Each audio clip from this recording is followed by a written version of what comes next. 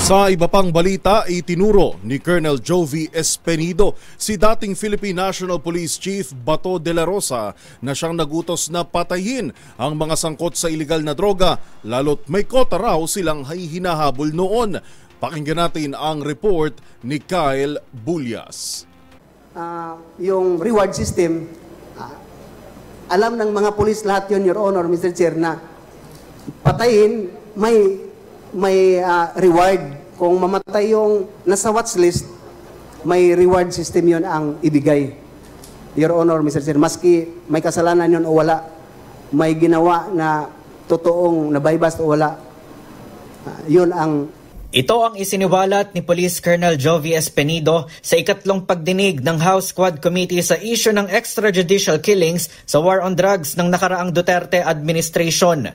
Ayon kay Espenido, mayroong kota at reward system sa giyera kontra droga na siya namang inabuso ng mga kapulisan. Sa pahayag ng poster boy ng drug war, sinabi nitong tanging mga pusher at user lamang ang napapatay pero hindi ang mga source ng droga. Bukod dito, sinabi rin ni Espenido na direkta siyang nagre-report kay dating PNP Chief at ngayon Senator Ronald Bato de la Rosa at kay dating President Rodrigo Roa Duterte.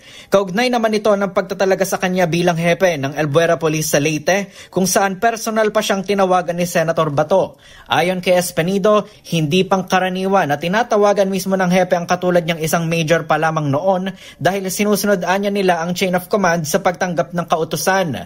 Samantala, sa panayam ng DZRH, sinabi ni Manila 3rd District Representative Congressman Joel Chua na kapani-paniwala naman ang mga pahayag ni Espenido. Base sa kanyang spontaneous na pananalita, tuloy-tuloy, makikita mo talaga na parang very truthful naman yung kanyang sa tingin ko po may kapani-paniwala po. Of course, syempre, sa korte pwede pa po yan i-cross-examine para yung matest yung kanyang credibility. But based on my perception, dun sa nung tinatanong ko siya at tinitignan ko kung kanyang body language, kung paano siya sumagot, mukhang talagang siya, diretso. Dahil anya sa mga isiniwalat ni Espenido, marami pa umanong magiging revelasyon sa mga susunod na pagdinig ng Quadcom sa war on drugs.